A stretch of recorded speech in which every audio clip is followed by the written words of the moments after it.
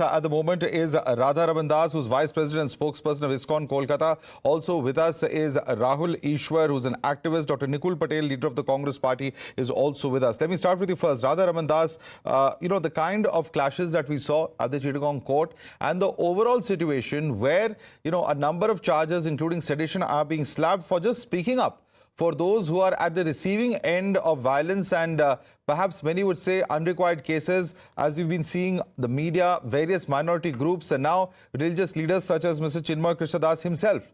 What is the situation on ground, Radharamn ji, and what really are we looking at in terms of how these sort of issues can be handled from here on? We saw actually for last 25 hours I haven't slept. Whole night devotees were calling. They were sending messages. Yesterday night itself, when Chinmoy Krishna was arrested, then Hindus started protesting and they were attacked by Muslim mobs. We saw that some people were attacked with daggers just for protesting his arrest. So this is very shocking, and what happened today in court is even more shocking.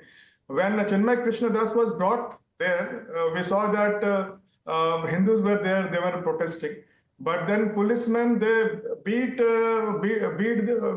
they had brutally beaten the people there. One lawyer was also killed. So what is happening in Bangladesh is, there is no, it doesn't seem that there is any law there in action. Today, Ministry of External Affairs, they also condemned the whole situation, and they had expressed their concern for Chinmoy Krishna.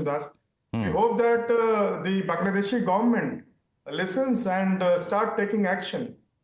Absolutely. And in fact, this is a big question indeed. Let me bring in Shubhankar Bhattacharya. Shubhankar Bhattacharya, we've seen so many political leaders time and again talk about what's happened in Gaza, and everyone has any right to speak about any particular issue. The bigger question is, when it comes to Bangladesh, is there, a deliberate silence? Why are we not seeing enough people speak up about it, whether it is leaders at the regional level or at the national level?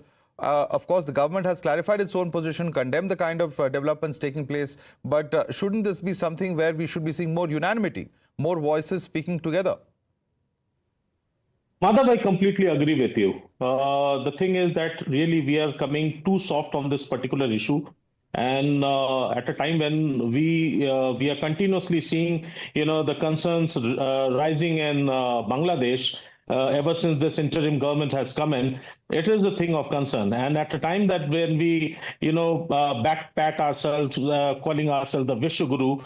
So at that time, if the Bangladesh is undermining, our immediate neighbors are undermining our stand, so that means it is completely exposed that what kind of foreign policy have we got into. Similarly, at the current moment, I'm here at Sikkim, where hardly at 100 kilometers we have Doklam, and we have constantly we are seeing the aggression behavior of the Chinese army as well, and that is being faced by the Indian army. But again, there is nothing, there is one episode or two episodes or some news coming up. Again, we go completely mum about it. We should have been taken much more seriously. These international issues are constantly rising. And the government has issued a statement today. They say they are taking it up seriously. What is the specific thing that you feel the government has not done?